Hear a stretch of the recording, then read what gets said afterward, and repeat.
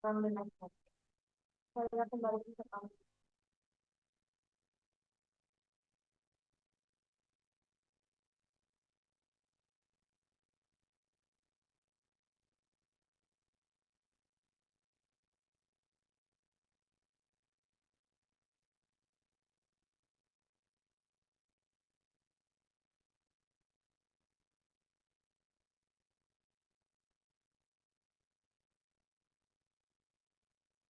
Ustaz Ilyas ini kalau mau apa sertifikat gimana? Gimana?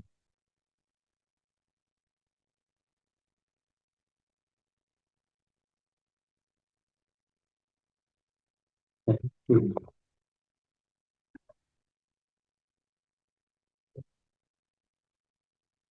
Oke, ini Ustaz. Oke, tinggal di ini ya, Pak ya. Ya, baik. Dan ikut aman terus. Ya, baik. Assalamualaikum warahmatullahi wabarakatuh. Siapa yang hadir online? Apakah suara saya terdengar?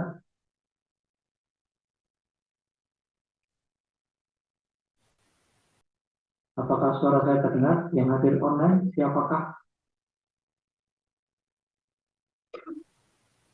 Dengar, Terdengar. Mbak, siapa? Halo, Mbak, siapa? Berapa orang? atas Mbak, nama siapa? Indah, Pak. Satu, Mbak Indah. Oke. Yang kedua, apakah ada yang hadir online selain Mbak Indah? Mbak Indah. Baru Mbak Indah. Oke, baik. Siapa yang baru hari ini datang? Berapa orang? Berapa orang? Dua orang. Oke, baik. Ada Mbak Rini juga Pak, entah sudah Ada masuk. Mbak Rini. Oke. Halo. Assalamualaikum Mbak Rini. Apakah mendengar suara saya? Halo Mbak Rini. Apakah mendengar suara saya? Dengar, Pak. Oh, mendengar. Baik. Jadi ada dua yang online. Apakah ada yang lain?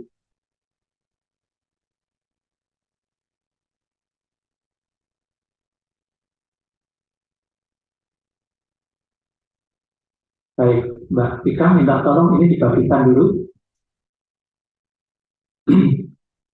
Dibagikan ke masing-masing. Kemudian nanti kita manukan bersama-sama.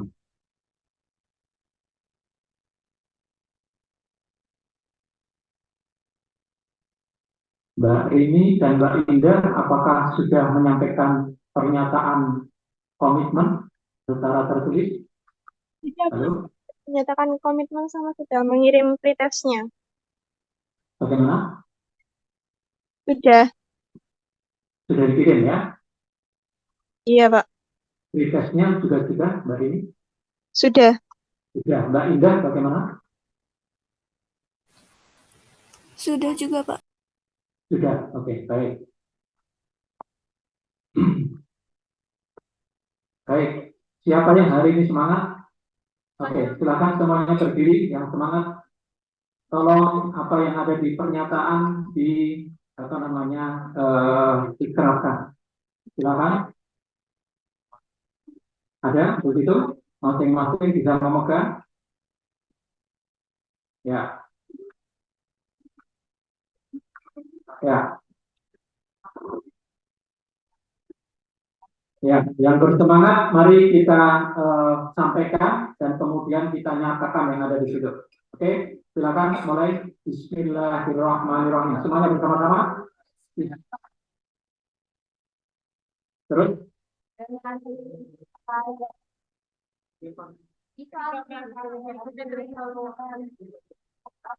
Satu.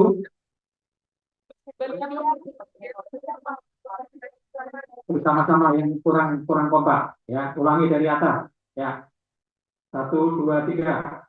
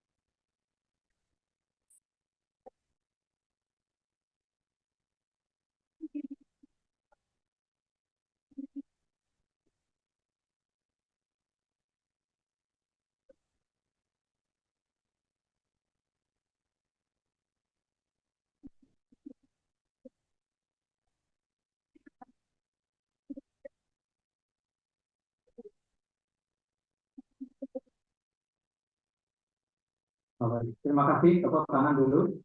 Silakan, Mbak Tika minta tolong ini dibagikan bagi yang semangat, yang belum ditunggu. Oke, baik, teman-teman, mari kita mulai lagi. Ya, oke. Di pengumuman dari kemarin, silakan duduk. Di pengumuman kemarin ada yang sudah disampaikan Ustadz Ilyas. Apa itu? Halo? Di kemarin, tadi malam ada yang sudah disampaikan Ustadz Ilyas, Mas Ilyas. Di grup, apakah semuanya nyimak grup? Halo, halo, halo. Apakah semuanya nyimak grup? HP-nya lagi rusak. Oke, kalau gitu nyimaknya bagaimana? Apakah bisa menanyakan kepada teman? Bisa. Oke, baik. Apa yang tadi malam disampaikan oleh Ustadz Ilyas?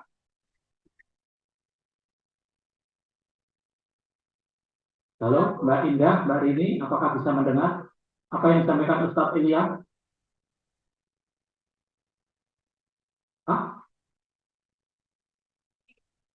Bergabung di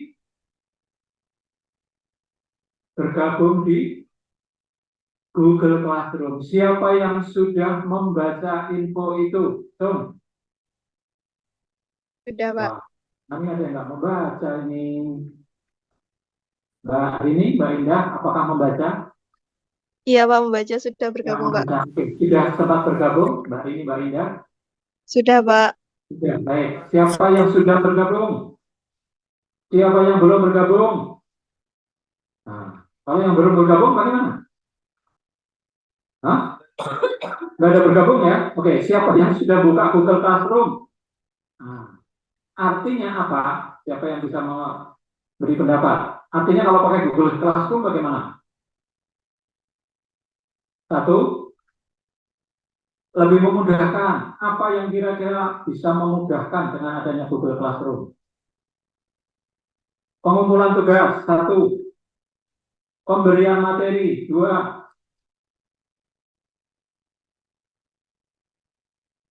Tiga, apakah ada konsultasi? Apakah ada konsultasi? Ada. Siapa yang sudah tahu konsultannya siapa? Siapa yang sudah dibagi informasi bahwa instruktur pendampingnya siapa? Mas, kamu siapa?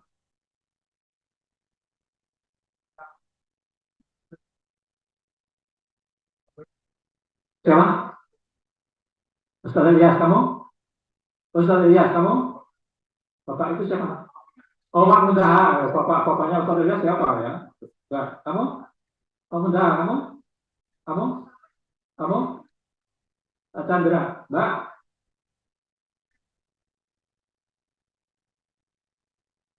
Mbak? Silakan. Terus, Mbak? Ega? Siapa yang belum tahu instruktur pendampingnya? Apakah belum diberitahu instruktur pendampingnya? Belum lihat? Oh, coba sekarang dilihat ke sini. Nah, ini ada instruktur pendamping. Karena itu ada instruktur pendamping. Jadi, apakah sudah diberi informasi tentang instruktur pendamping? Kira-kira apa fungsinya? Untuk memudahkan bimbingan. Ada yang sudah tahu kira-kira bimbingannya ya seperti apa kalau menggunakan Google Classroom?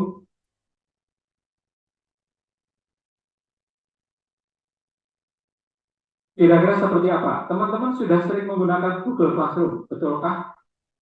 Betul. Kira-kira seperti apakah menggunakan Google Classroom itu? Silakan.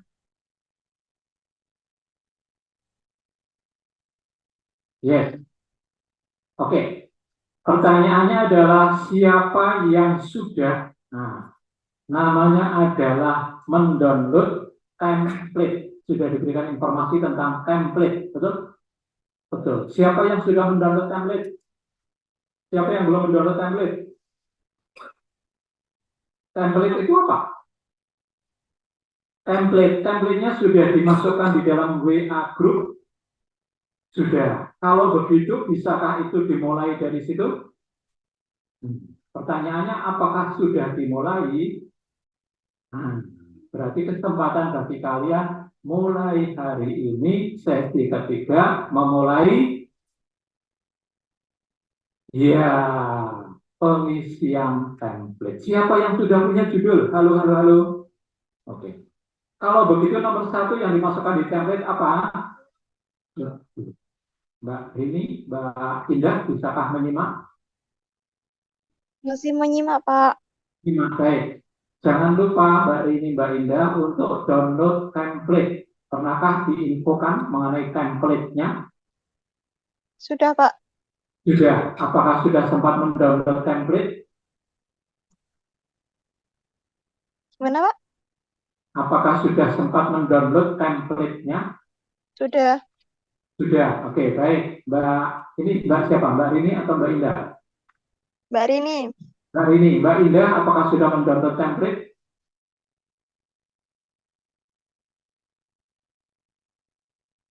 Mbak Indah, apakah sudah mendownload template? Halo?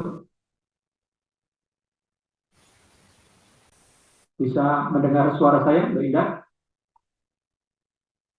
Ada Arum juga, Pak Muntah. Mbak Arum, apakah sudah mendownload template? Halo? Oke, jadi teman-teman, cara kerjanya bagaimana? Mendownload template, 1. Jadi sudah ada template-nya. Siapa yang eksak? Template-nya sama atau beda dengan yang sosial kuantitatif? Sama atau beda dengan sosial kualitatif? Karena itu download-nya pasti kemudian yang diambil adalah sesuai dengan sesuai dengan namanya adalah jurusannya masing-masing. Sesuai dengan pilihannya. Siapa yang eksakta? Apakah template-nya ada eksakta? Ada. Jadi eksakta sudah ada di situ template-nya. Siapa yang eksakta? So, 1, 2, 3, 4, 5. Oke. Ada template eksakta, beda atau sama dengan template sosial? Berbeda. Minimal pada bab 3. Pada bab berapa? 3. Oke, siapa yang kuantitatif, sosial kuantitatif? Sudah sempat download template? Sudah. Siapa yang sosial kualitatif? Sudah download template? Silahkan memulai hari ini. Ya, namanya adalah mengisi judul kalian di dalam template. Oke, bisa dipahami sampai langkah ini? Halo? Bisa. Oke. Selanjutnya teman-teman menggunakan Google Classroom yang sudah dibuat, kalian bisa berkomunikasi dengan instruktur pendampingnya, instruktur pembimbing. Siapa yang sudah lihat? So, ya, siapa yang Pak Chandra? Nah, nanti Pak Chandra sudah lagi datang, ya. Tapi di grup kan juga sering beberapa kali Pak Chandra juga sudah memberi beberapa input, masukan, file dan lain-lain. Siapa yang instruktur pendampingnya Pak Muntaha? Silakan kalian bisa memulai hari ini apa? Ya, judulnya dimasukkan di dalam template, kemudian dikirim di Google Classroom. Bisa berkomunikasi mulai dengan namanya adalah instruktur pendamping. Tugasnya apa? Instruktur pendamping kira-kira teman-teman. Apa kira-kira tugasnya instruktur pendamping? Pak Ilyas, Mas Chandra, Pak Muntaha, kira-kira apa? Ya, memberikan.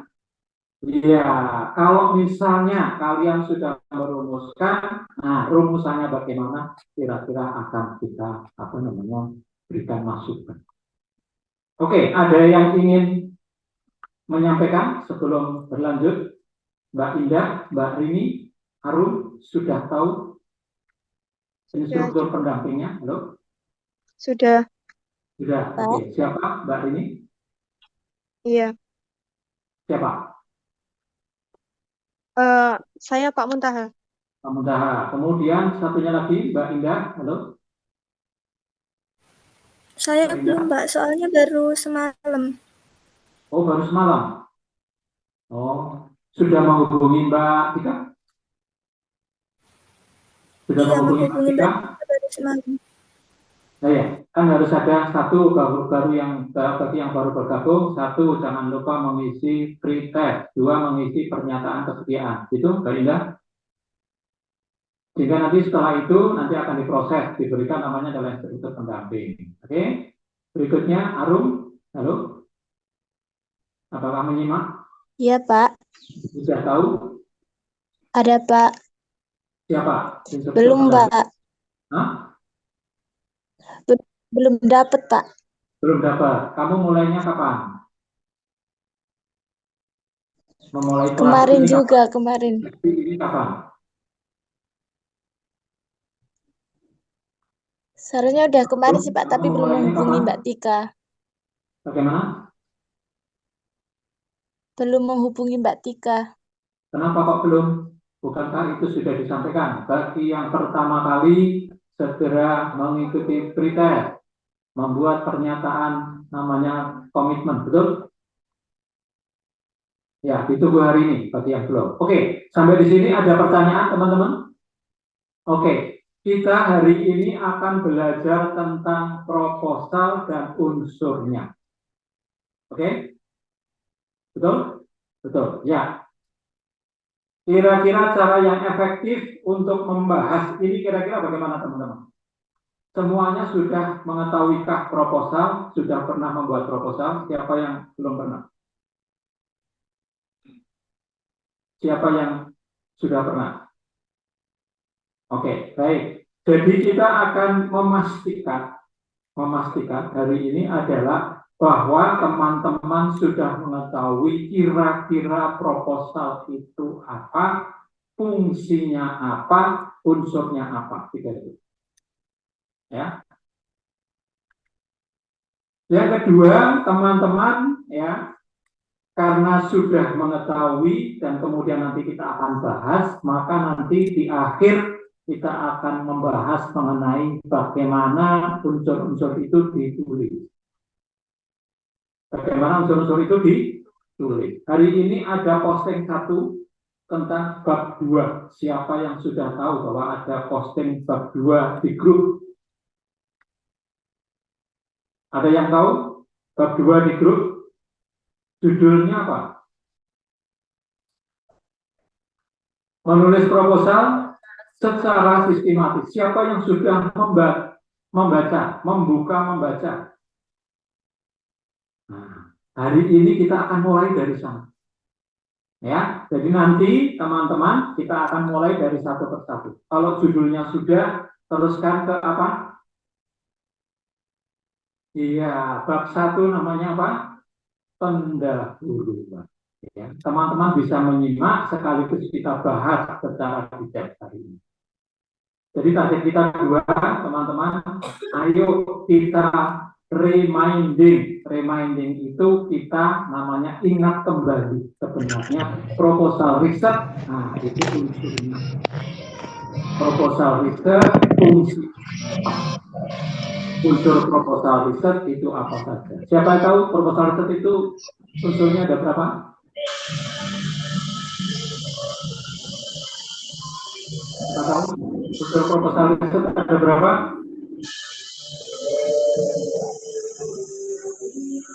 Ada berapa? Proposal riset unsurnya ada berapa? Apakah di sini ada berapa? Proposal riset unsurnya ada berapa? 5.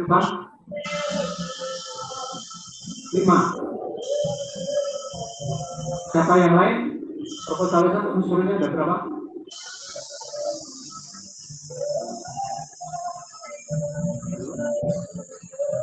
Ada 17. Ada yang lain? Ada yang 5, ada yang 17. Ada yang lain?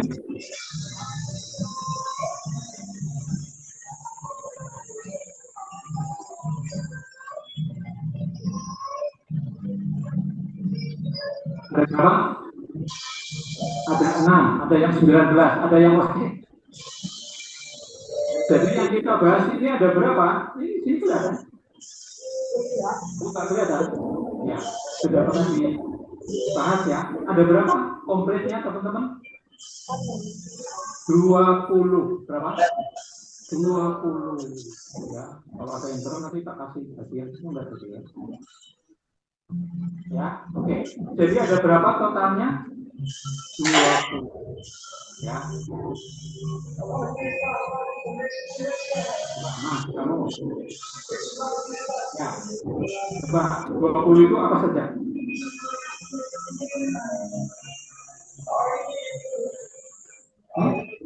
Dul. Pasal belakang. Kemudian masalah. Tujuan penelitian. Masalah penelitian. Di antara 5 itu kamu yang belum paham mana, Mas? Latar belakang. Oke, dari sini ada postingan mengenai latar belakang harus ditulis bagaimana, betul? Oke, nanti sudah disebutkan ada 5 ya. Oke, baik. Nah, teruskan setelah nomor 5, kemudian penelitian terdahulu. Itu nomor berapa? Nomor 6. Berikutnya teori yang digunakan. Bagus. Hubungan antar variabel. Berikutnya konseptual operasional. 10. Coba testing. Sampai di sini apakah bisa dipahami? Apakah ada yang belum clear? Kalau belum clear nanti dicampur sendiri ya. Sore hari dicampur. Pakai clear gitu ya. Coba. Pakai clear nggak kamu? Saya pakai merang. Oke ya. Jadi artinya itu sudah sampai nomor berapa tadi? 10. 10 itu ada di bab berapa dan bab berapa? 1. Jadi kalau kalian sudah nulis 10, sudah nulis bab 1 yang bab 2, itu kurang 10 karena semuanya ada 10. Sampai di sini apakah ada yang belum clear? Yang di online, Mbak Indah, Mbak Rini, Arun, apakah bisa menyimak? Halo? Halo, apakah bisa menyimak? Mbak Rini, Arun, Mbak Indah, halo? Halo? Bisa mendengar suara saya? Iya, Bang. Bisa mendengar suara saya? Bisa memahami Mbak Indah, Mbak Arun, Mbak Rini, halo? Bisa, Pak. Ya, oke. Ya. Jadi, teman-teman, kita tadi sudah membahas atau kita sudah menyebutkan ada berapa tadi totalnya? 20 yang tidak disebut dulu. Coba bab 2. Kamu. Ya, oke. Tadi di sini apa saja bab 2? Penelitian terdahulu, teori. Teori digunakan, hubungan antar variabel, konseptual operasional, double testing. Kamu kira-kira dari 5 unsur itu yang kira-kira belum dipahami yang mana?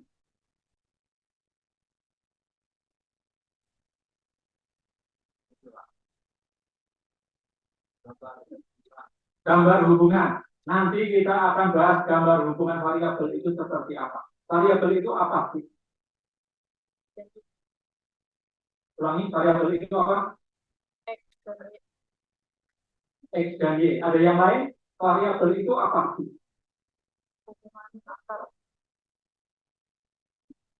Variabel itu apa? Sesuatu yang diteliti. Oke, ada yang lain? Unsur yang diteliti, sesuatu yang diteliti. Oke, ada yang lain? Variabel biasanya mengandung berisi apa? Selain pengertiannya, ada unsurnya segala macam, maka kemudian berisi namanya adalah kriteria tertentu. Misalnya variabel namanya jenis kelamin. Oke, itu variabel terdiri dari apa?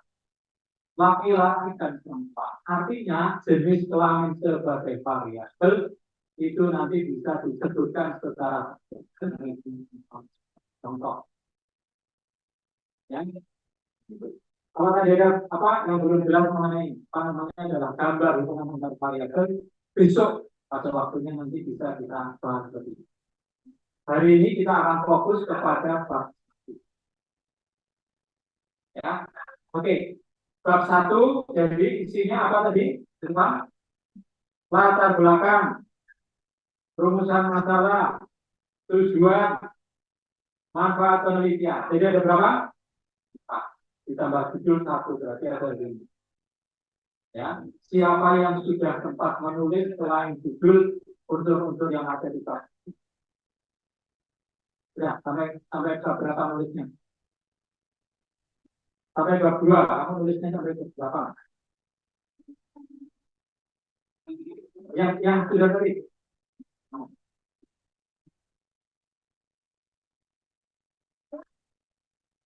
Sudah selesai. Oke, sudah selesai nanti tinggal apa namanya? Masih salah. Oke, di bab berapa? Masih kamu belum kok.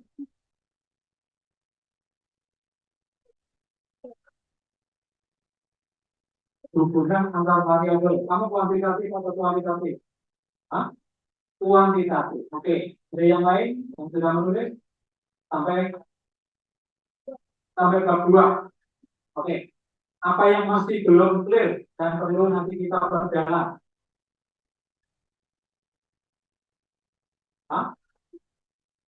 Ulangi. Oke. Eksak atau spesial? Eksak. Oke. Di eksak itu sebenarnya biasanya ada begitu enggak? Definisi konseptual atau operasional itu siapa? Ya, oke. Ada lagi yang lain yang sudah tulis? Oke, sampai mana Pak? Literatur review itu berarti bab berapa? Bab 2. Duanya bagian apa? Penelitian terdahulu. Kamu sudah mendapatkan berapakah jurnal yang sudah di namanya adalah eksplorasi? 10 dalam bahasa Inggris 5, dalam bahasa Indonesia 5. Bagiannya semua usul saya, usul ini adalah kalau bisa ditambah bahasa menggunakan bahasa yang gampang itu kita kalau dengan bahasa Inggris punya teknik atau daya jelajah lebih atau teknik lebih luas, betul kan? Nah, betul nggak? Itu saran. Oke, ya. Jadi kalau punya 10 sebaiknya ada sebagian yang berbahasa karena kita piknik, karena kita mengeksplor, karena kita tahu bahwa kemungkinan tidak ada penelitian terdahulu yang dilakukan oleh peneliti di luar. Sudah dipahami, Mbak? Oke, ada lagi yang sudah? Sampai mana, Mbak? Bab 1, oke.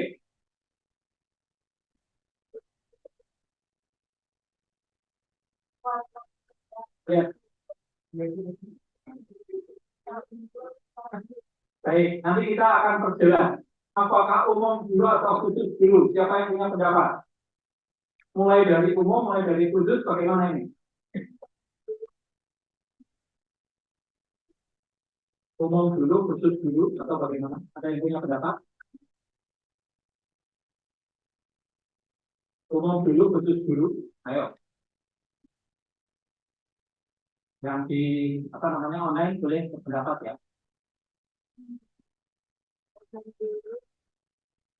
Ya, mari kita perjelas teman-teman, kelihatan di sini. Nah, baik. Jadi sebenarnya proposal itu isinya apa? Rancangan apa yang akan kita kerjakan selama riset. Rancangan yang akan kita kerjakan selama sama itu kalau misalnya ya Irfan, kamu siapa namanya? Ibnu, ini siapa? Hah? Sorry, misalnya. Tiga-tiganya akan pergi ke Jakarta. Tergambar perjalanan dari Jogja ke artinya menjelaskan apa yang akan dikerjakan.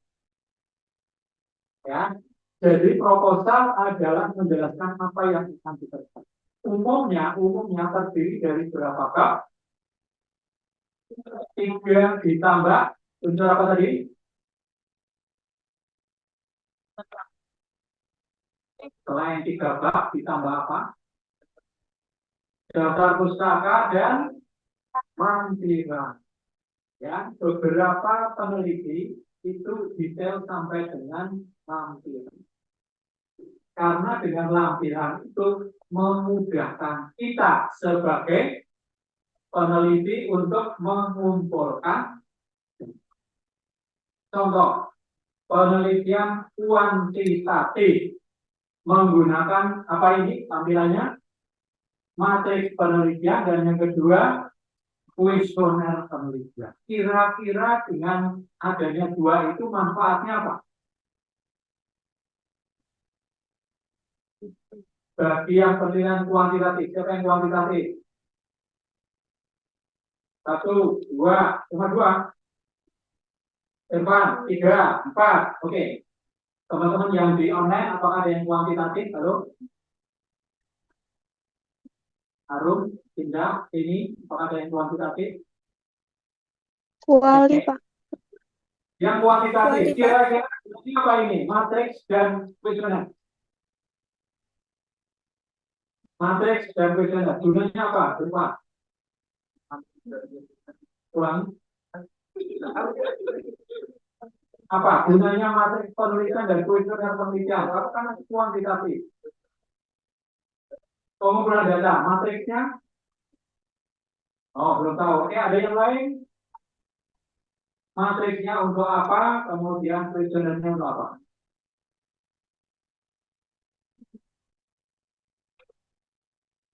Matriks penelitian itu sebenarnya adalah dasar karena kalian akan membuat kuesioner. Jadi di situ isinya apa?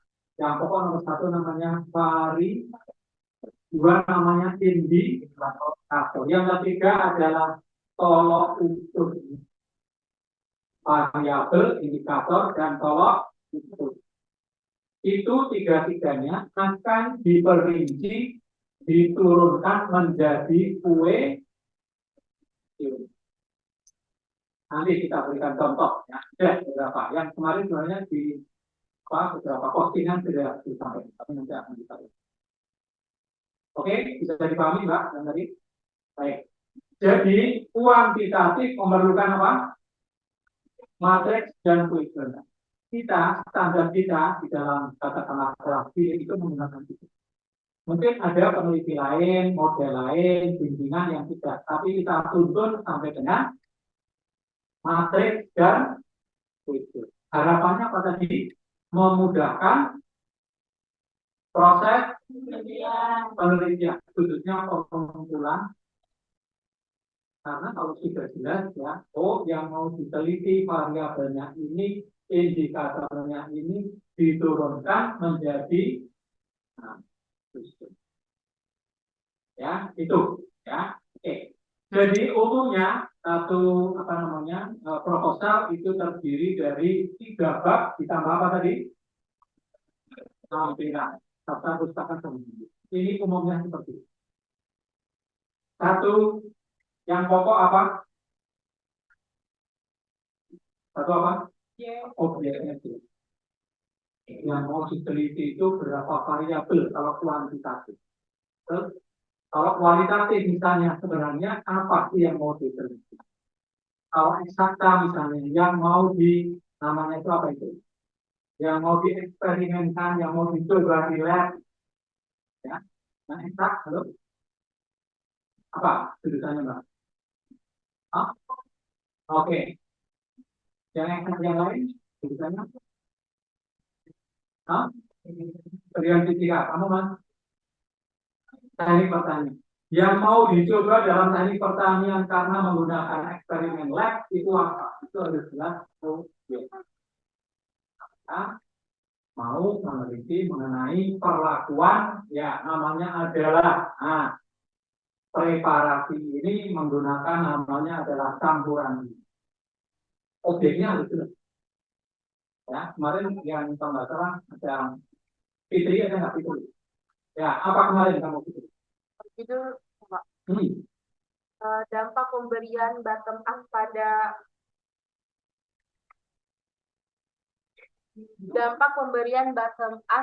pada media tanam pada pembibitan kelapa sawit. Ya, itu kan menunjukkan objeknya yang sudah jelas. Penelitiannya nanti menggunakan apa, Fitri? Abu batu bara. Nah, pakai abu batu bara. Sehingga ini akan dilakukan eksperimen objeknya itu nomor 1. Harus jelas orangnya teman-teman?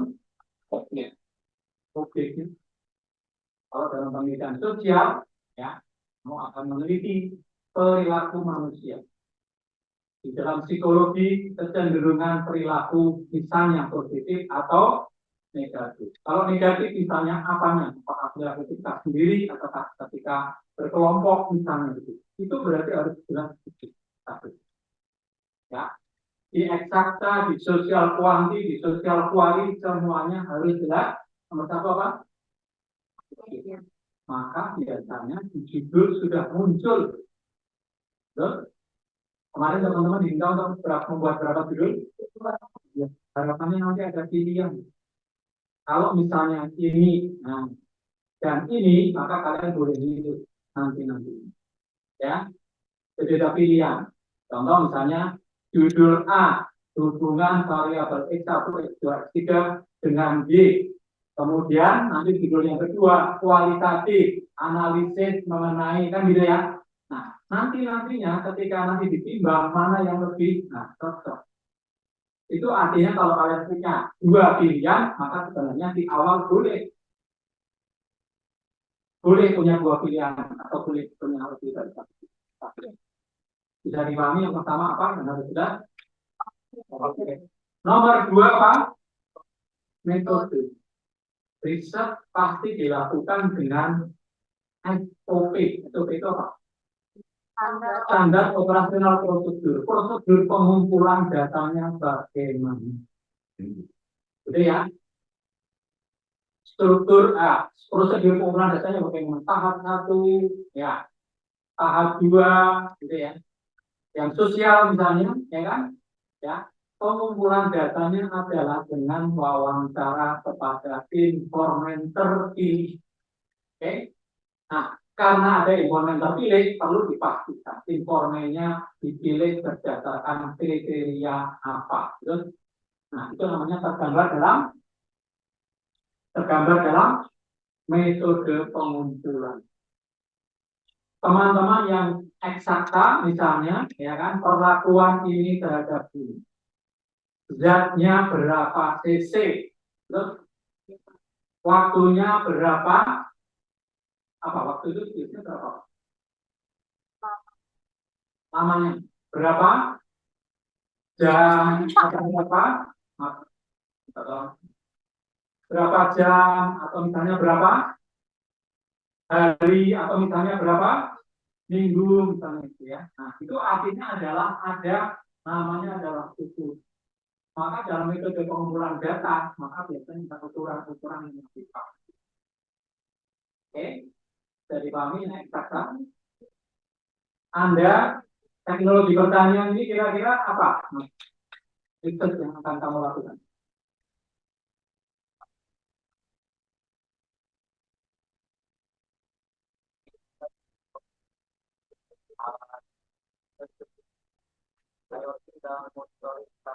Oke. Ada berapa alat yang digunakan?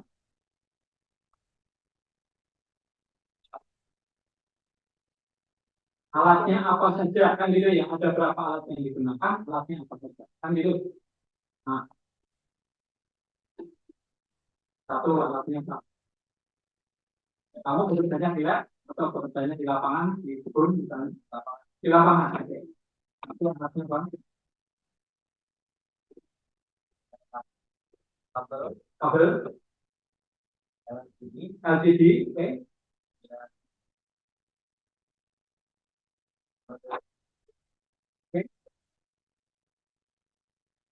Nah, ada kabel, ada LCD, ada apa itu adalah.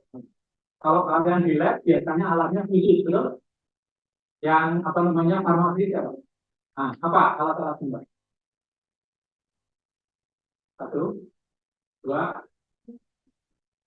oke, tiga. Nah, jadi alat bahannya apa? Bahannya itu ada bahan, ada alat, betul ya? Nah, ini nanti artinya di dalam metode harus tergambar dengan cara pengumpulan datanya, eksperimen sekian zat, ya kan? Dicampur menggunakan apa namanya campuran dengan komposisi sekian sekian, ya. Kemudian dilakukan eksperimen selama sekian menit. Oke. Nah, setelah itu diamati hasilnya dengan cara dicatat. Itu yang sosial misalnya apa? Yang bisa ada yang bisa memberi contoh? Yang sosial seperti apa? Pengumpulan data. Itu pengumpulan data. Silakan.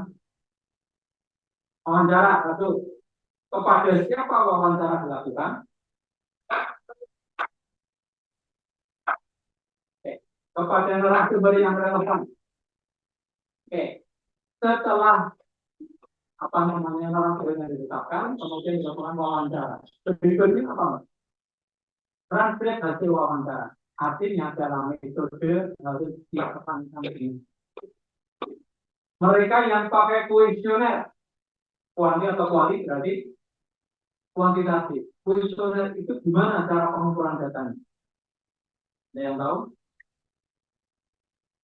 Kuesioner, pengumpulan data menggunakan alat instrumen bersama kuesioner. Gimana caranya? Satu harus menghubungi siapa? Menghubungi atau mencari, menetapkan namanya apa? Sampel. Namanya apa? Sampel yang cocok. Biasanya harus memenuhi kriteria. Tidak semua orang, nah gitu ya, bisa disebut dikategorikan sebagai sampel karena harus memenuhi kriteria tertentu. Satu, kriteria ini tercapai. Dua, jumlahnya harus ada betul. Misalnya Irfan akan meneliti kuesioner kepada siapa?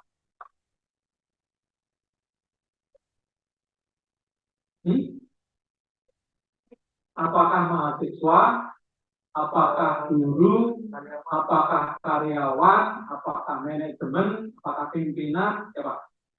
Karyawan. Nah, berarti kan harus ditegaskan karyawannya dipilih berdasarkan apa? Jumlahnya berapa?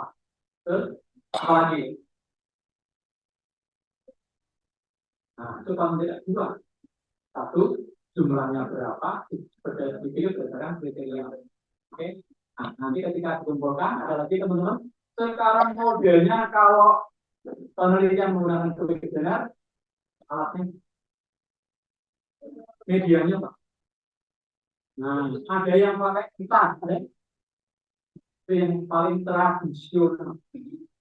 Tapi sekarang masih berlaku ya, betul nggak? Ini masih berlaku. Ya, kenapa? Apa kelebihan kertas? Hah? Misalnya kuesioner menggunakan kertas masih berlaku ya. Ya, uang aja pakai kertas juga masih berlaku ya. Karena ada nilainya ya. Kadang-kadang kuesioner juga ada nilainya gitu ya. Karena nilainya untuk kalian gitu. Apa kelebihan kertas sama? Teman-teman yang Pak akan menggunakan kuesioner pakai kertas. Apa kelebihannya? Apa? Halo? Kertas.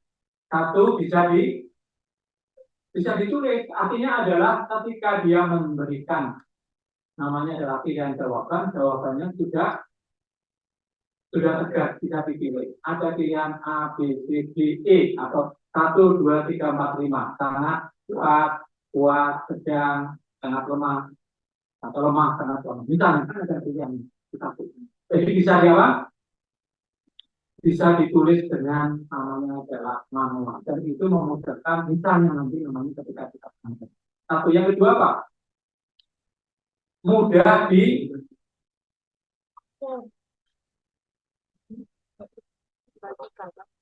apa? Ya, disimpan secara manual. Disimpannya secara apa? Ini nggak bisa aja. Kalau misalnya kamu dapat 100, maka kita simpan 1, 2, 3, sampai 5. Secara manual bisa disimpan. Nah, kelebihannya kalau menggunakan yang lain, apa? Yang lain itu apa berarti? Kuesioner biasanya sekarang menggunakan apa? Keyboard.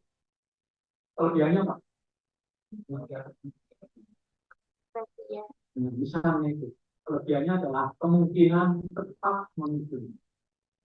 Tapi kalau dia bingung, berarti jadi tidak tepat gitu ya. Itu jadi lama. Betul nggak? Nah, jadi saya kira metode seperti tadi adalah salah satu contoh. Kita bisa menggunakan metode yang berat. Betul? Yang ketiga apa yang harus ada dalam penelitian kita? Cara analisis data. Itu ada di bab berapa cara analisis data? Halo? Bab berapa? Cara pengumpulan data ada di bab berapa? Halo? Bab 3. Ayo, berapa? Ini mari kita lihat. Ada di bab berapa? 3. Berapa? 3. Apa itu namanya? Cara analisis data. Analisis datanya harus ya apa? Bertahapnya bagaimana? Caranya bagaimana? Kalau statistik menggunakan rumus apa? Yang apa namanya? Statistik kan harus punya begini. Ini buku ya, misalnya ini ya. Jadi untuk mengolah data bisa secara korelasi, regresi, multivariat, product moment, betul? Chi-square. Ini nanti semuanya harus ada di sini. Berapa? Cara analisis data? Itu adalah unsur yang harus ada di dalam. Oke, ada pertanyaan. Jadi 3 ini harus ada di dalam sebuah proposal. Satu apa? Objeknya harus benar. Rumusan masalahnya harus benar. Kalau kamu kualitatif berbeda dengan kuantitatif. Kalau kamu eksak berbeda dengan substantif. 2 apa? Metodenya. Ya, metodenya harus jelas. Ini biasanya munculnya di bab 3. Bab 3 itu harus berisi metode. Teknik pengumpulan data, teknik analisis data. Kan gitu ya. Kalau kemudian nanti pakai eksperimen misalnya. Kemudian pakai yang berwarna ya. Berwarna ya. Oke ya. Jadi metode ini. Ya, yang ketiga apa? Analisis data. Harus ada kepastian kamu kalau sudah dapat data, analisisnya bagaimana. Ya kan? Contoh, ya kan? Tadi misalnya kuesioner dianalisis pakai statistik kan gitu ya. Nah, tertentu. Yang kemudian wawancara karena ada beberapa narasumber, ada 10 narasumber harus dilakukan triangulasi. Misalnya gitu. Itu artinya harus disebutkan analisis. Sampai di sini, apakah bisa dipahami? Halo? Yang di online, Mbak Rini, Mbak Indah, Harum, apakah bisa menyimak, bisa memahami? Halo? Halo? Oke, berikutnya apa teman-teman? Sebuah proposal dikatakan bagus karena apa? Ya, ini contoh ya. Contoh proposal.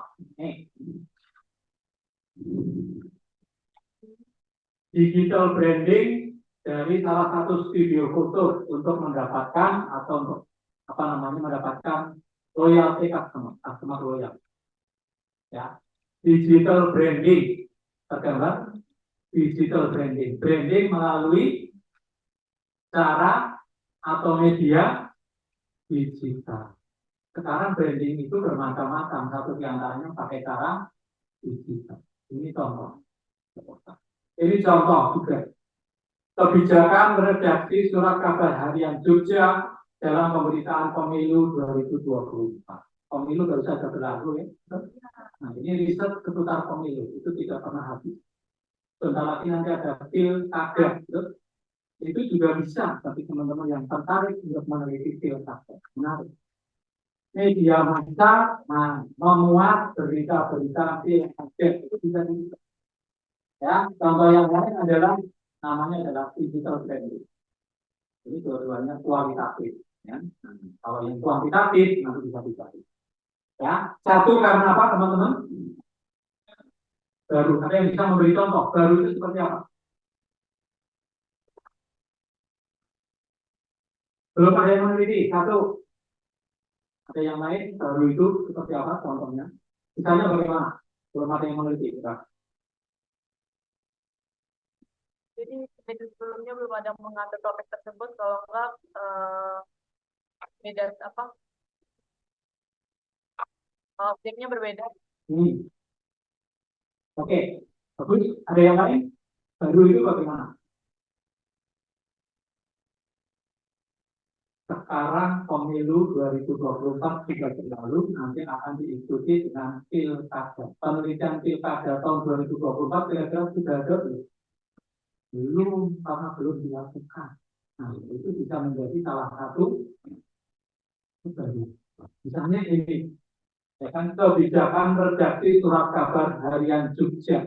Dan salah satu surat kabar di Jogja, ya kan, yang kemarin memberitakan pemilu.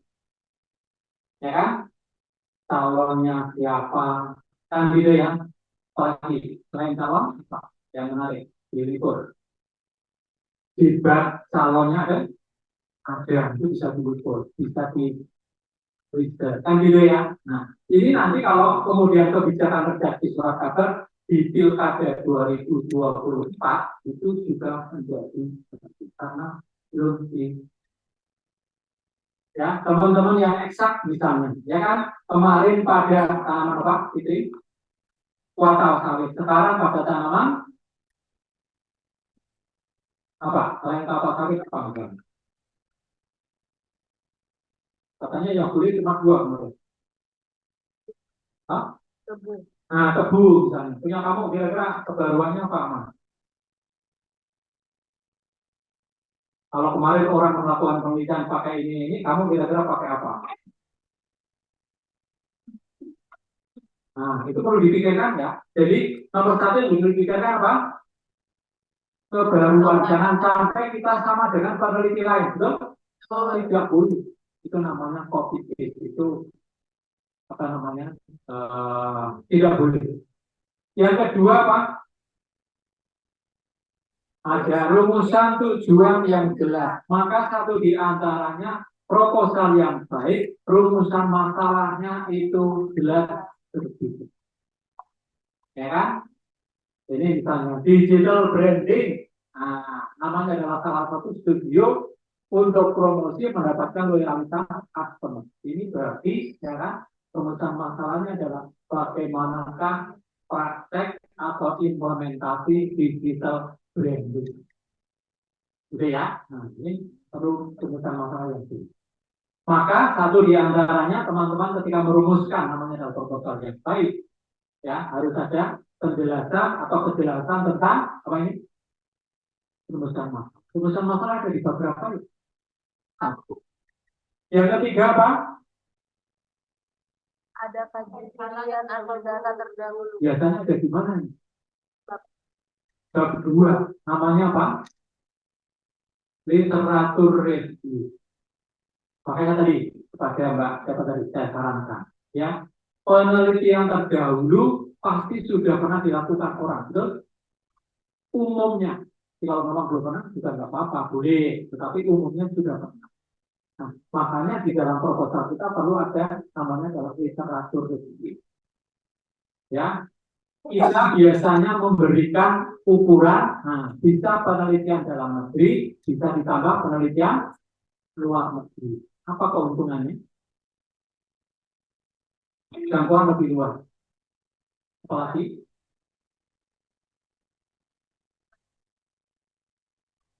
Apa lebih banyak apa? Jangkauan lebih luas, betul. Selain itu lebih banyak apa? Peluang permasalahan yang bisa dieksplor. Kalau kita membaca banyak jurnal, kemudian sudah pernah dilakukan riset tentang bla bla bla bla bla bla. Misalnya ini digital branding, pernahkah di riset?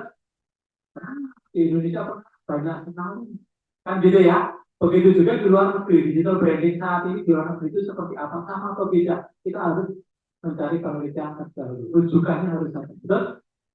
Itu untuk mengetahui. Biasanya ukurannya riset terdahulu itu berapa tahun, teman-teman? 5 tahun, 5 sampai 10 tahun. Ya, 5 sampai 10 tahun. Kalau 5 tahun itu untuk mengetahui mutaakhirnya. Oke? Ya, antara itu. Ya, jadi kita menetapkan ya antara 5 sampai 10 tahun. Karena dengan begitu maka akan lebih jelas. Ya. Kalau misalnya nanti ya kan riset-riset seperti itu pernah dilakukan oleh peneliti lain 5 tahun terakhir dan kita bisa mendapatkan sangat banyak, dipilih. Ya, dipilih. Oh, ini yang kira-kira mendekati. Ini yang kira-kira kita bisa belajar. Betul nggak, teman-teman? Kita bisa belajar antara lain dari peneliti terdahulu melalui apa ini namanya? Iya, namanya adalah catatan atau mapping, gitu ya, atau tabel, atau namanya adalah pemetaan penelitian tersebut. Ya. Berikutnya apa? Jelas apa ini? Pendekatannya apa? Kuantitatif, kualitatif, atau sekarang juga ada namanya mixed method. Mixed method itu ya, namanya adalah ganda, kuanti sekaligus kuali. Ada yang pernah tahu? Nah, nanti kalau teman-teman mau lanjut S2 atau lanjut S3 itu biasanya tantangannya satu di antaranya Pak, mixed method. Saya kemarin riset pakai mixed method. Menarik. Karena data kuantinya ya kan harus dicombine, digabung gitu ya dengan data-data kualitatif. Baru nanti akan diberikan namanya adalah analisis. Itu menarik. Ya. Berikutnya apa teman-teman?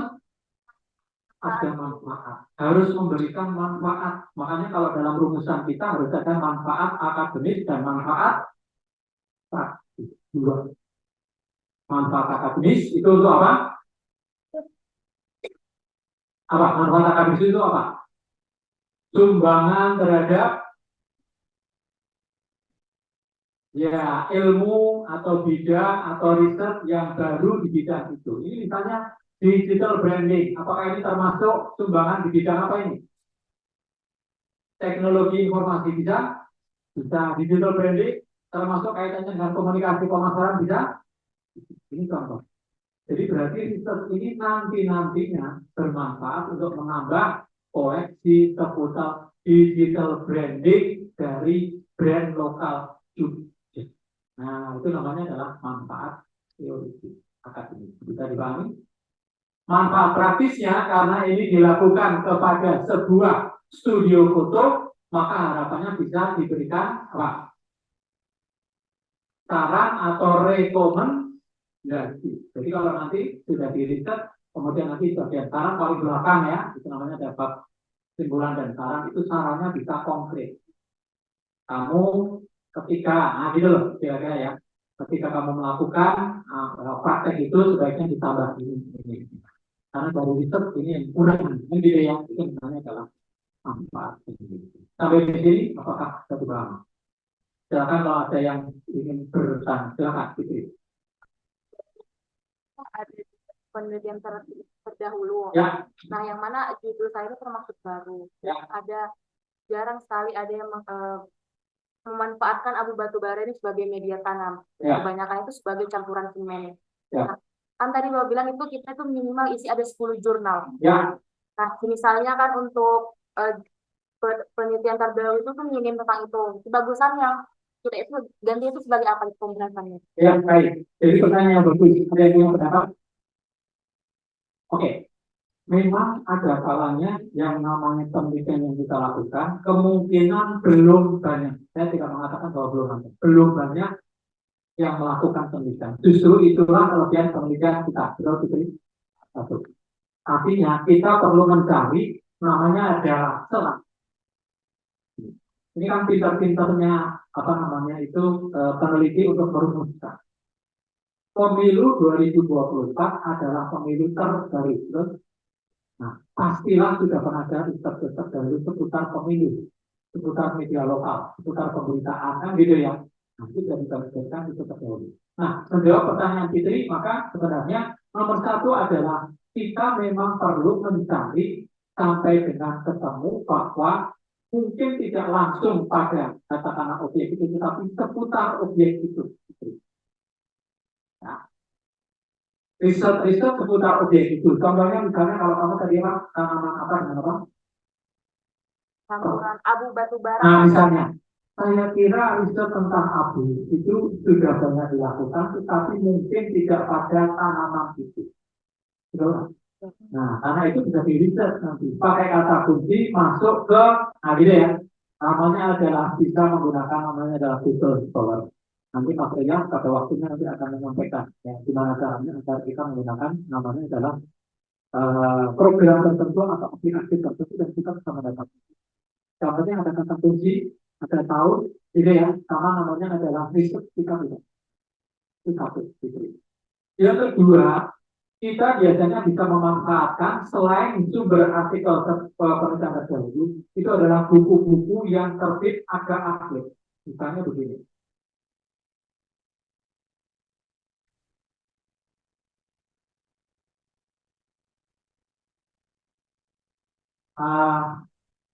Buku-buku seputar riset yang akan kita lakukan, penelitian kualitatif komunikasi.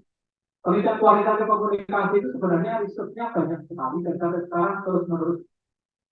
Yang belum ada di dalam buku ini adalah riset-riset seputar media sosial. Betul? Nah, media sosial sebagai objek riset baiknya kita mencari tidak cuma pada hasil risetnya, tetapi pada teori-teori seputar media sosial yang terakhir. Itu ada di mana? Biasanya di buku-buku teks. Ya. Jadi kalau misalnya Fitri tadi, ya, selain yang pertama adalah kita mencari 5 tahun terakhir, 10 tahun terakhir, mungkin pada bidang yang lain, tetapi masih menggunakan zat yang sama. Maka yang kedua adalah coba dicari buku-buku yang kira-kira seputar itu yang terbitnya akan akhir. 5 tahun terakhir, 10 tahun terakhir, biasanya buku-buku teks sudah apa namanya banyak, itu nggak gitu. Ya, jadi dua itu apa namanya yang bisa ditambah. Satu adalah tetap penelitian terdahulu itu menggunakan artikel jurnal peneliti terdahulu. Bisa dalam negeri, bisa luar negeri. Ya, kalau misalnya tidak pada topik itu, mungkin pada zatnya, mungkin pada treatmentnya, mungkin pada apa eksperimennya dan lain-lain. Yang kedua adalah kita bisa memanfaatkan namanya adalah buku-buku teks seputar disiplin ilmu itu. Ya. Contohnya misalnya kimia itu kan sangat luas, betul? Nah, itu ada namanya Profesor Rudi di UII, itu tetangga kami. Dia itu kimianya bukan kimia umum, tetapi dia adalah kimia pada, nah, namanya adalah zat tertentu, pada ekstrak tertentu, pada, nah, jadi sudah sangat spesifik. Ya, dia berusaha juga di bidang. Nah, ini yang berbeda dengan namanya adalah itu Putri. Baik, terima kasih. Ada yang lain yang akan bertanya? Yang di online boleh kalau akan bertanya, Mbak Indah, Mbak Rini, Aruf, dan yang lainnya, silakan. Oke, saya akan switch ke yang hari ini sudah saya posting.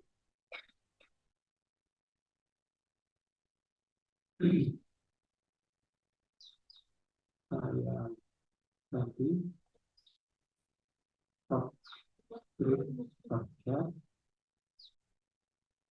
baca, jangan ini terus akan masuk ke tab 2.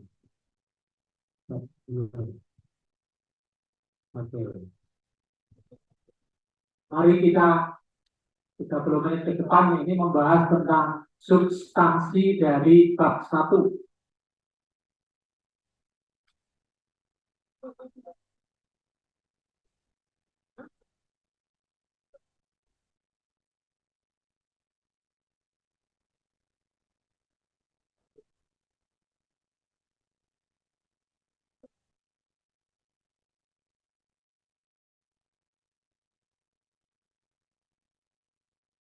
Terlalu kecil, dapat besar atau lebih besar. Oke, mari kita lihat satu persatu. Unsur yang pertama namanya adalah apa dalam tabel 2? Latar belakang. Saya ingin memberikan dua kata kunci teman-teman. Dalam latar belakang nomor satu wajibnya gap. Gap itu ada dua, satu gap teori, yang kedua gap praksi. Mari kita lihat. Nomor satu gap teori itu perlu namanya adalah kelihatan teman-teman. Ya, itu saja nggak apa-apa ya. Itu besar deh, gitu. Ya, oke ya, baik. Satu gap teori itu kita harus melakukan upaya dengan cara melacak penelitian-penelitian terdahulu. Kalau dalam standar yang kita buat itu namanya adalah 10 artikel jurnal terdahulu. Itu timenya bagaimana? Makanya bab satu latar belakang harusnya sudah menyinggung penelitian terdahulu. Dirikah penelitian terdahulu menunjukkan bahwa kebijakan digital branding di Indonesia itu sudah diteliti pada penelitian brand nasional dan brand lokal. Brand nasionalnya ada 4, brand lokalnya ada 10 misalnya. Itu harus dilengkapkan. Itu namanya gap teori.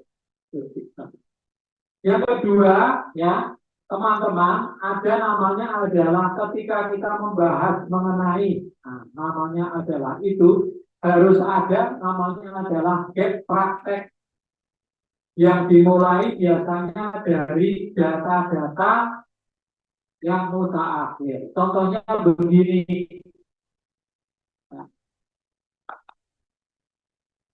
Ada praktek namanya self promotion, di contoh yang saya sampaikan ini ya.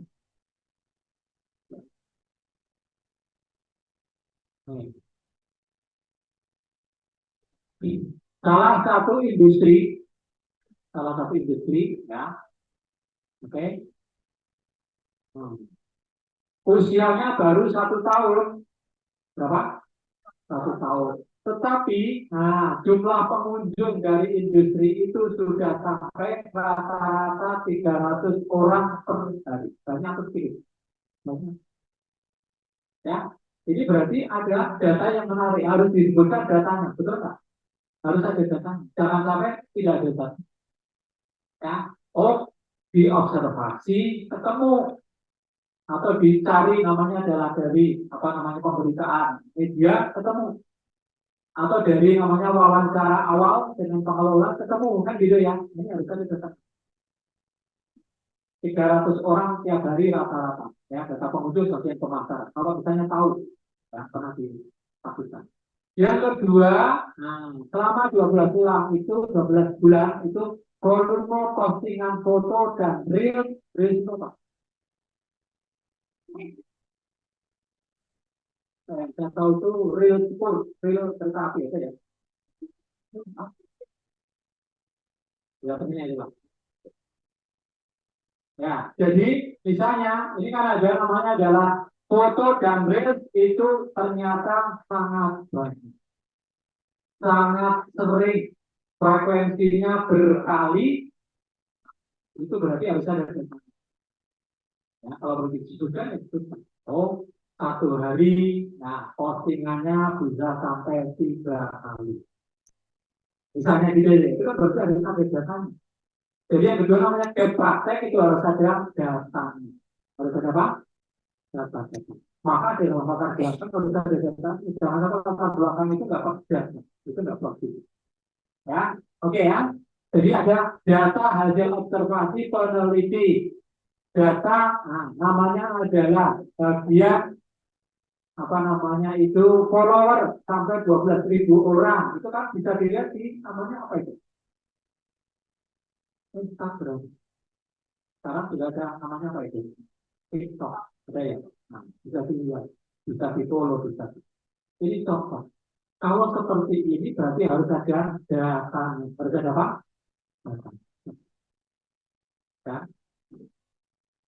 Ibnu mau riset mengenai kamu apa risetmu?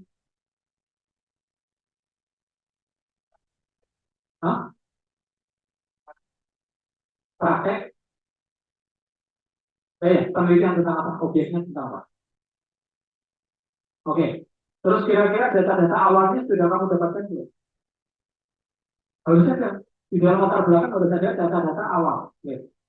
Itu namanya gap praktek. Oke. Yang kedua atau yang pertama tadi namanya gap apa? Teori.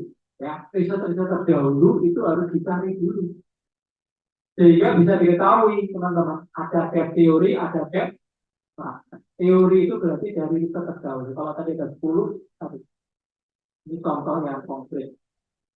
Digital branding sudah pernah diriset peneliti lain, pasti sudah. Nah, hasil pelajaran atau namanya adalah literatur ini menunjukkan bahwa brand yang pernah diriset di tingkat nasional itu ada 15. Brand lokal Jogja itu sudah ada 20. Jadi ya, tapi belum ada yang khusus tentang itu namanya gap teoretik atau praktek. Riset terdahulu berarti gap teori atau praktek teori. Karena apa? Karena sudah dilakukan penelitian pelacakan pada riset terdahulu. Bisa dipahami yang pertama. Yang kedua apa? Gap praktek. Itu harus ada data-data. Contohnya misalnya di sini ya kan. Nah, dia menggunakan digital branding. Maka berarti perlu disebutkan digital brandingnya itu seperti apa? Bisa jadi karena menarik, bisa jadi karena sedikit atau sebaliknya ya, bisa jadi menarik karena banyak. Ya, artinya efektif kan gitu juga efektif, maka itu menjadi namanya dalam dasar. Jadi yang pertama namanya apa? Latar belakang. Harus kuat latar belakang itu. Harus apa? Kuat. Karena ada apa? Gap teori dan gap praktek. Sampai di sini apakah bisa dipahami teman-teman? Silakan, ini harus dimulai dari namanya adalah gap teori maupun gap praktek. Gap teori artikel jurnal berjumlah 10 dari penelitian terdahulu dalam 5 tahun terakhir. Nah, ternyata bertopik ini ya juga kota besar di Indonesia sudah banyak, tetapi riset khusus tentang itu belum banyak. Sudah terjadi. Yang kedua, kalau kita menggunakan namanya adalah penelitian, maka kita sebenarnya mau meneliti apa? Itu sudah tegas dari itu. Penelitian ini khusus dengan objek event-event musik dan paket promosi. Nah, ya, makanan minuman bundling yang masih sedikit. Inilah namanya adalah peluang untuk diteliti. Nah, jadi sejak rumusan latar belakang sudah ada apa? Gap teori dan praktek. Yang kedua, kira-kira kalau orang meneliti tentang itu, saya meneliti tentang itu yang sedikit berbeda. Nanti ditegaskan lagi dalam rumusan makna. Bisa dipahami sampai di sini? Ya. Dua, apa?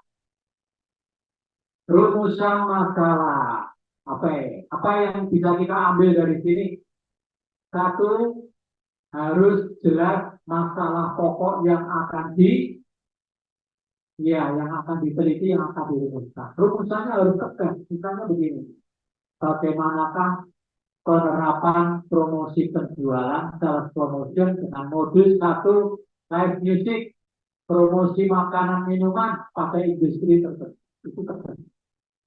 Jika kalau kamu ditanya itu apa? Oh, saya mau meriset tentang bukan tentang itu. Digital branding untuk mendapatkan loyalitas customer. Ini berarti digital branding. Dia khusus digital branding juga. Ya, jadi dia tidak bicara mengenai bagaimana di luar, tetapi bagaimana policy untuk mendapatkan itu. Jadi berarti dia risetnya seperti itu. Ya. Kalau misalnya kita menggunakan ini, maka sudah jelas bahwa yang mau diriset apa? Pemberitaan namanya adalah koran redaksi, ya, policy redaksi, kebijakan redaksi tentang pemberitaan pada masa kampanye pemilu. Pemilunya kapan? 2020. Kebijakannya apa? Kebijakan di bidang penguatan, namanya adalah berita. Ya, itu penting. Makanya sudah perlu disebutkan bahwa dalam rumusan masalah, kalau misalnya kualitatif seperti ini. Bagaimana kalau kuantitatif, teman-teman? Idenya apa? Bedanya kalau dalam kuantitatif harus menyebutkan apa? Menyebutkan, ada yang tahu? Tentang namanya apa ya? Komunikasi pemasaran, manfaat, kekuatan, loyalitas, namanya apa? Variabel. Jadi harus menegaskan variabel secara tegas. Dalam penelitian kuantitatif, variabel sudah disebut sejak rumusan. Harus tegas. Harus apa? Jumlahnya berapa? Harus tegas. Ini berapa variabel? Berapa? Komunikasi pemasaran, manfaat, dan kepercayaan terhadap kepuasan dan loyalitas konsumen. Berapa variabel? Kita hitung. Satu apa namanya? Komunikasi pemasaran. Yang kedua, manfaat. Yang ketiga, kepercayaan. Yang keempat, loyalitas. Yang kelima, keempat, kepuasan. Yang kelima. Jadi berapa? Dalam penelitian kuantitatif, variabel harus disebut secara apa? Tidak boleh abu-abu. Kalau tadi ada apa? Riset dengan abu tadi. Nah, ini abu-abu itu tidak boleh. Artinya abu-abu itu tidak begitu jelas, gitu ya. Tidak boleh. Nah ini sama. Pertanyaannya bisa begini. Siapa yang kuantitatif? Coba bedakan lah. Satu.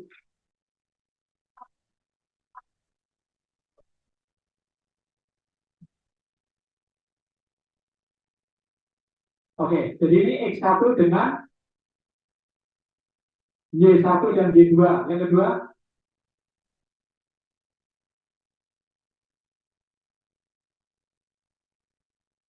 ini berarti X2 terhadap Y1 dan Y2.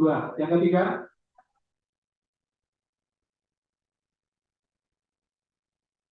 ini berarti X3 dengan Y1 dan Y2. Terakhir,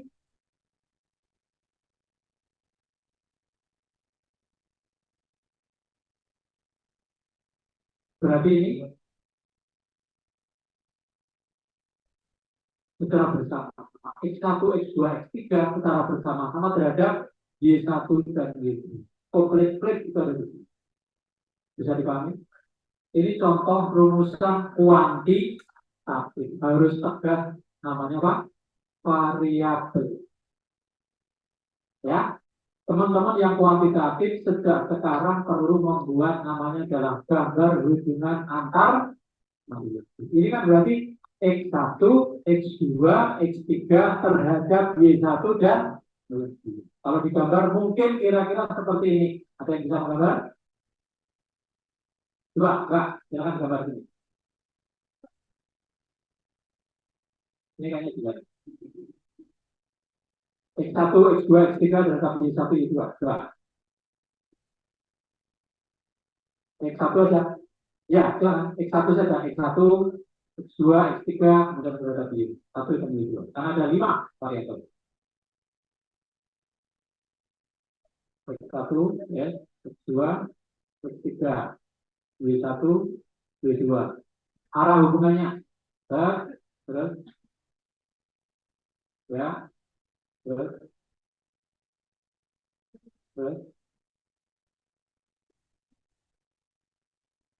silakan.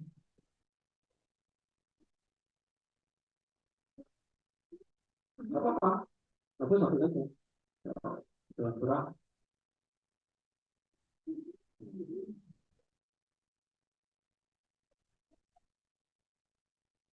X1 terhadap Y, X1 terhadap Y yang mana?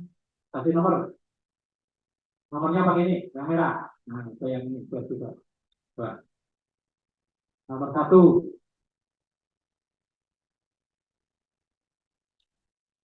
Yang di depan.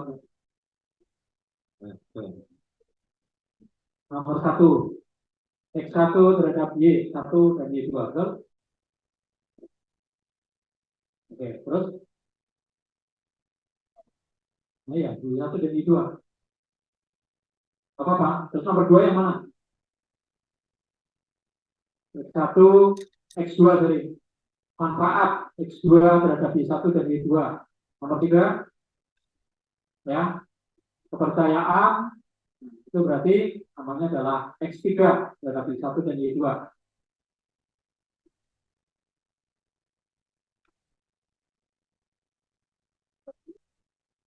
Nggak usah digabung. Ya, memang paling panahnya saja yang dipastikan. Nah, silakan. Nomor 1, nomor 2, nomor 3 yang mana? Terus? Terus? Terus? Ya, terima kasih tepuk tangan dulu. Nanti bisa bisa dicek lagi, tetapi ini menunjukkan bahwa hubungan antar variabel dalam penelitian kuantitatif harus ya. Lanjut, yang ketiga apa? Tujuan penelitian. Ada berapa tujuan teman-teman yang ada di sini? Satu namanya tujuan deskriptif. Apa itu? Mendeskripsikan, memaparkan. Itu mendeskripsikan. Ya, itu biasanya adalah kualitatif itu mendeskripsi. Ya. Yang kedua namanya tujuan apa?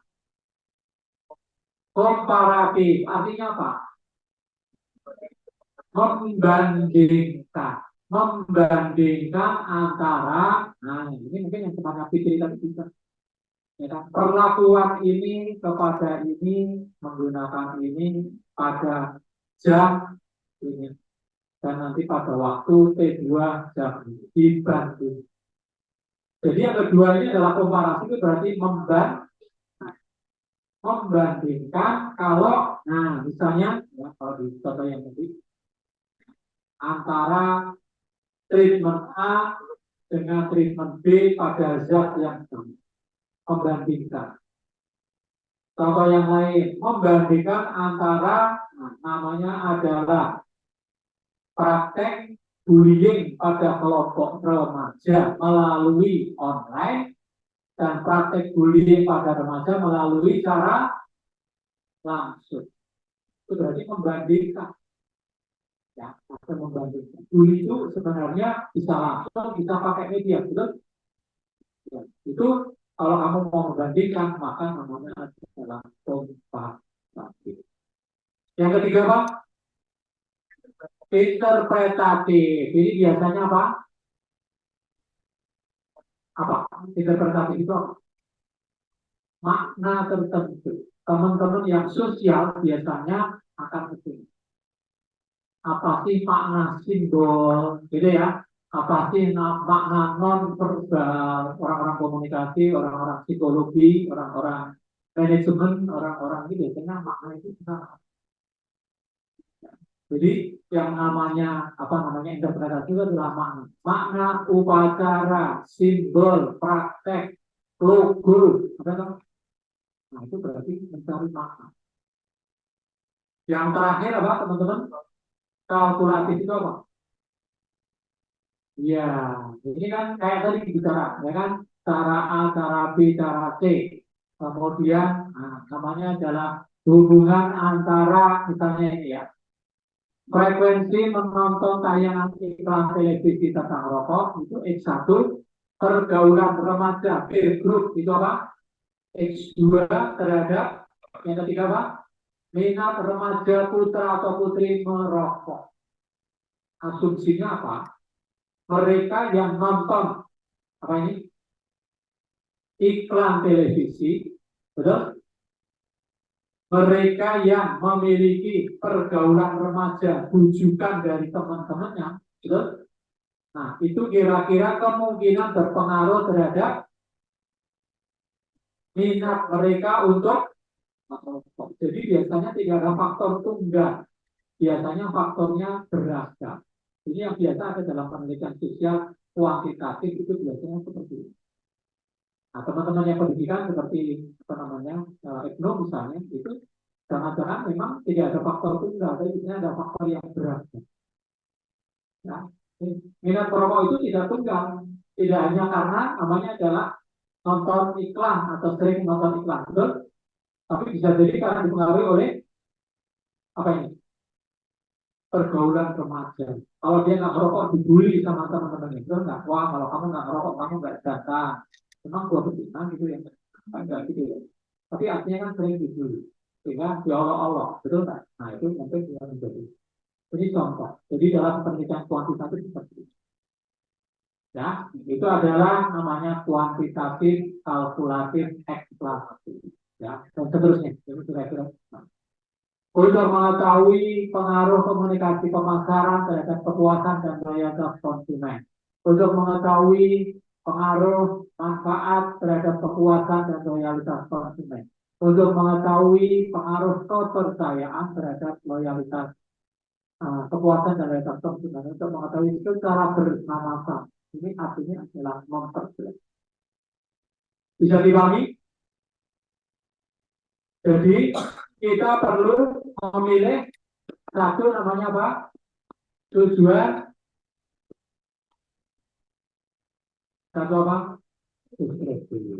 Yang kedua, komparatif. Yang ketiga, interpretatif. Yang keempat, biasanya satu riset itu cenderung memilih salah satu. Cenderung. Ya.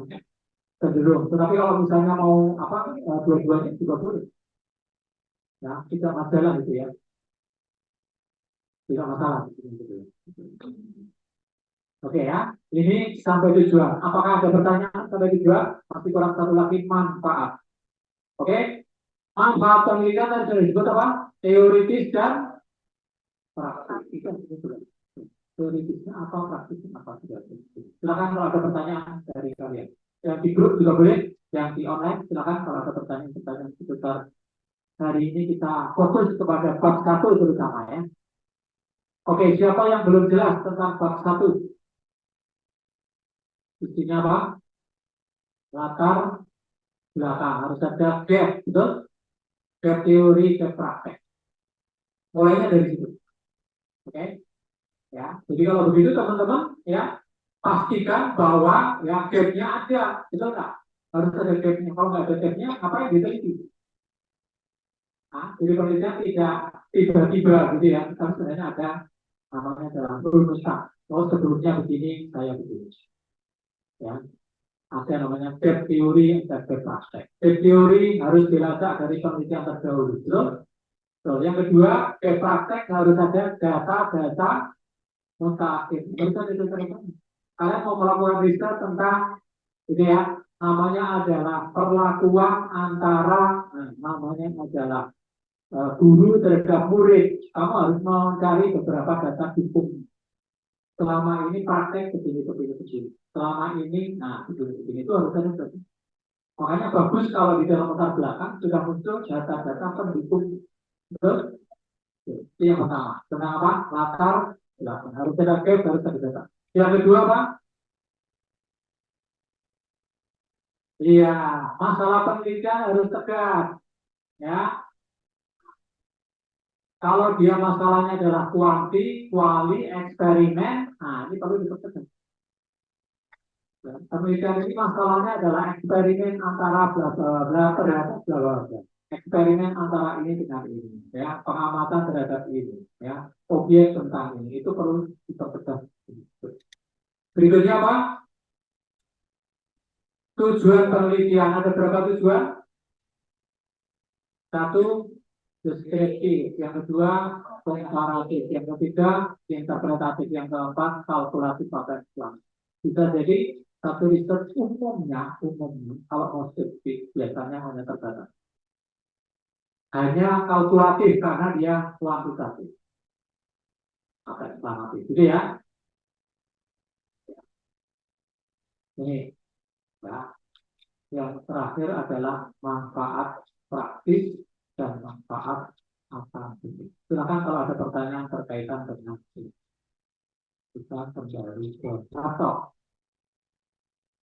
ini itu yang paling bagus.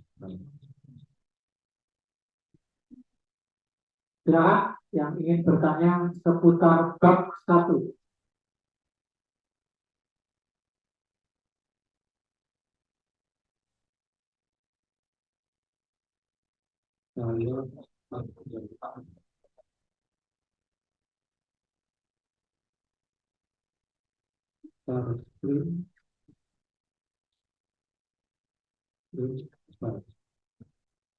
Yang di online, Mbak Indah, Rini, Arum, atau yang lain yang akan bertanya dapat bilang.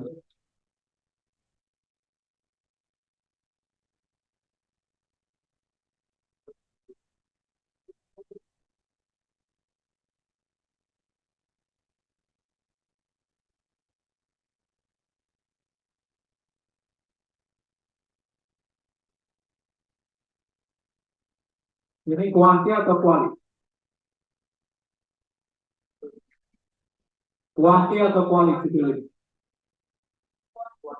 Kuantitatif. Dari mana kita ketahui? Ada pengaruh. Ada apa lagi? Variabel yang tegak. Variabel yang kalau yang ini kuanti atau kuali? Kualitatif. Kenapa kualitatif? Kira-kira tujuannya apa? Mendeskripsikan atau membandingkan. Mendeskripsikan apa?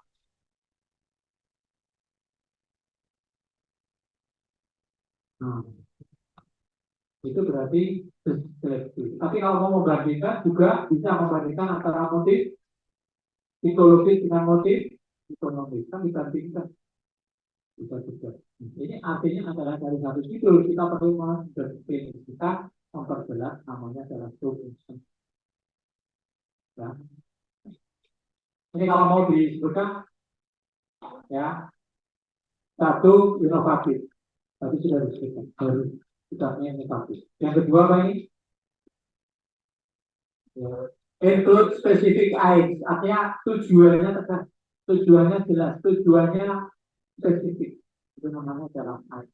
Berikutnya yang ketiga, preliminary data. Ada data-data pendahulu. Ini namanya ada kajian data terdahulu, pasti harus ada data. Karena kita tidak berada dalam namanya adalah penelitian yang kosong. Penelitian seputar itu kemungkinan sudah banyak. Kemungkinan. Betul? Nah, bisa jadi karena ada treatment yang belum pernah dilakukan. Kamu masuk ke treatment itu. Tapi yang lain-lain itu sudah ya. Ini semuanya adalah preliminary data. Berikutnya adalah describe approach. Pendekatannya apa? Apakah kuanti atau kuali, apakah mix, apakah misalnya eksperimen, gitu kan? Berikutnya adalah significance of the proposal. Jadi signifikansi artinya adalah research ini, proposal ini, penelitian ini akan punya namanya signifikansi, manfaatnya. Riset seperti ini, ya kan, bermanfaat antara lain nanti adalah pada akhirnya kalau kita sudah tahu bahwa media itu ketika memberitakan itu punya policy begini. Jadi berarti kan kesimpulan kita. Ini bisa bermanfaat. Jika nanti ada orang lain mau lihat media lokal memberitakan pemilu, jangan-jangan sama dengan kesimpulan berikutnya. Terus, seperti itu. Begitu juga, misalnya nanti seperti ini, digital branding untuk mendapatkan namanya dalam loyalitas customer itu apakah kira-kira seperti ini? Nah, setelah ada hasilnya nanti orang bisa membaca. Oh, digital branding itu dilakukan dengan program-program khusus begini menurut itu. Jadi tergambar teman-teman ya, hasil riset ini akhirnya nanti punya manfaat, punya signifikan. Ya, itu yang berikutnya. Kemudian namanya adalah the specific word and Convex ini ada kaitannya nanti dengan persoalan namanya adalah word ini apa namanya itu semacam kekhususan atau penghargaan.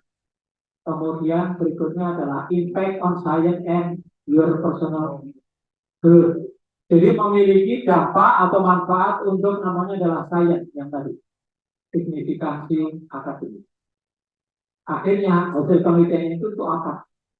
Menambah koleksi tertentu, menambah khasanah tertentu. Ada namanya khasanah, itu khasanah ya, jadi artinya menambah koleksi, menambah namanya adalah kebaruan karena riset seperti ini belum banyak juga. Kalau ini misalnya menambah apa? Riset seputar digital branding untuk brand lokal, misalnya itu belum banyak dilakukan. Sehingga ini, gitu ya, kalau nanti sudah dilakukan riset, maka brand lokal ada rumus. Nah, itu rumusnya dari riset ini. Ya, rumus itu artinya temuannya, gitu ya. Kalau misalnya ini berarti dari media lokal, kan gitu ya, media lokal, media Jogja ketika memberitakan seperti ini, maka berarti signifikansi penelitiannya adalah secara teoritis nanti juga bisa meningkat. Riset di bidang media lokal, pemberitaan media lokal, ya, media yang ada di lokal Jogja. Nah, yang mungkin berbeda dengan riset berkembang. Kalau nanti ada teman yang lain melakukan riset di Jawa Timur, siapa tahu begitu, di Kalimantan, di Jakarta, di pusat, begitu. Silakan kalau ada pertanyaan, saya buka. Putra, 1, 2, 3, apa yang ditanyakan? Silakan ngomong ke teman. Yang dari online, silakan kalau ada pertanyaan-pertanyaan tentang program. Pak, sebagai informasi, kemarin saya sudah koordinasi dengan teman-teman yang lain. Nanti ini adalah reward untuk proposal yang terbaik. Jadi ini masih grade, masih grade. Proposal terbaik 1 akan diberikan reward ini. Sudah dipertimbangkan nanti juga selain ada namanya itu piagam penghargaan, tapi juga ada uang pendidik. Jumlahnya nanti berapa? Ini yang kedua. Ya, jadi proposal terbaik nanti akan diberi reward. Ya, rewardnya adalah ditambah uangnya adalah. Silakan yang akan bertanya, saya buka forumnya. Lalu saja saya kembalikan. Assalamualaikum warahmatullahi wabarakatuh.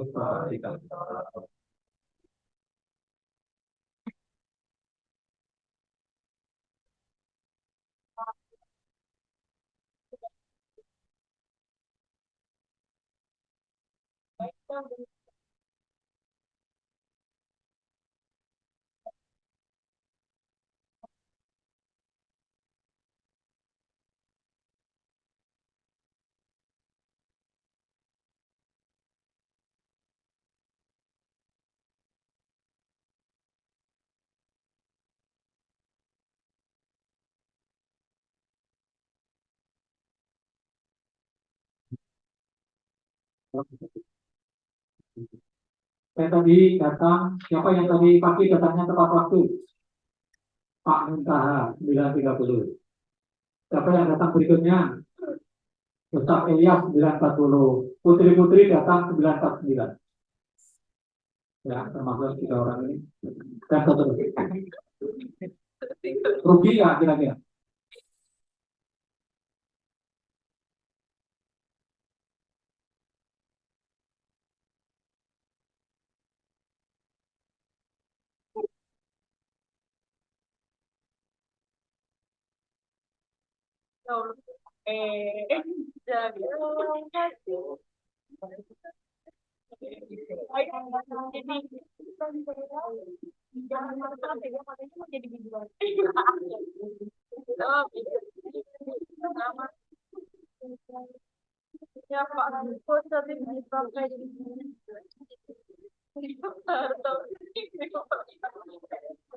Ya, prepaid sama pernyataan namanya dalam komitmen saya sebut seperti yang belum.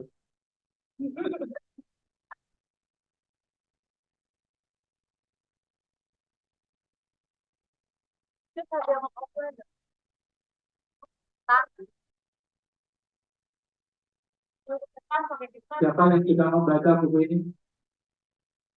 Kenapa belum? Siapa yang sudah membaca bukunya Treadwell? Belum juga. Kenapa? Di sini ada nggak bukunya? Ada nggak bukunya di sini? Ada, coba itu juga enggak. Mana bukunya? Oke, siapa yang sudah membaca buku ibu? Ada ibu? Ada. Siapa yang sudah mengakses membaca ibu? Siapa yang sudah membaca? Ini silakan diingatkan, Mbak. Silakan siapa yang nanti akan membaca bisa berdiri pinjam kepada Mbak Tika. Ya, misalnya ya satu apa namanya orang satu buku kemudian nanti bisa berdiri. Oke, nggak baca buku?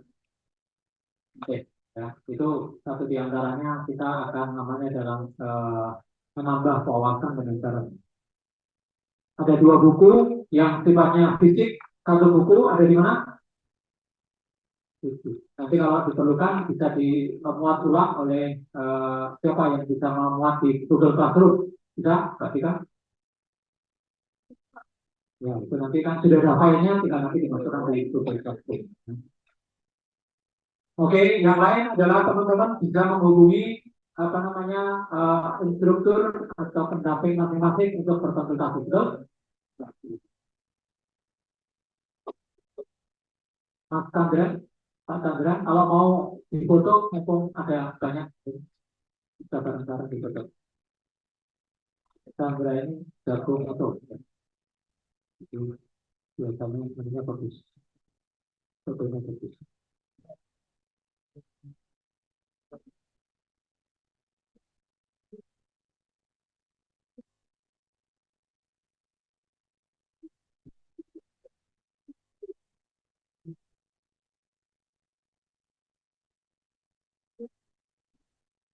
Ini, enggak.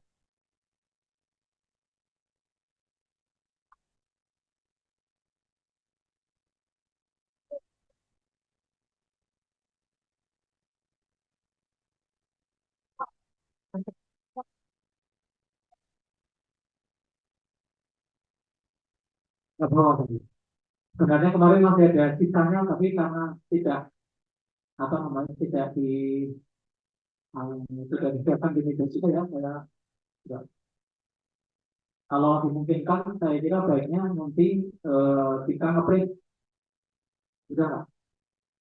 Nah, akhirnya ngeprint nanti diberikan ke yang belum. Berapa orang yang belum? Berarti kan?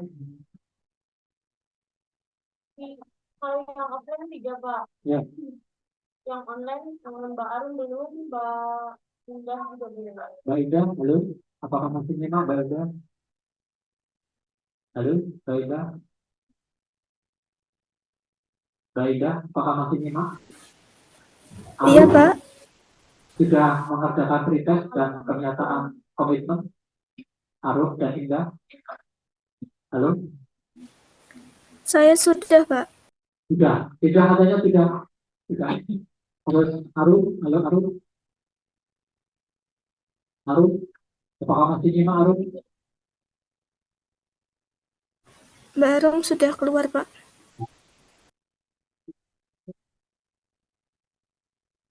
Yang belum nanti akan diberikan namanya dalam pendamping bagi yang hari ini baru masuk berarti ya. Nanti bisa diidentifikasi kita apa namanya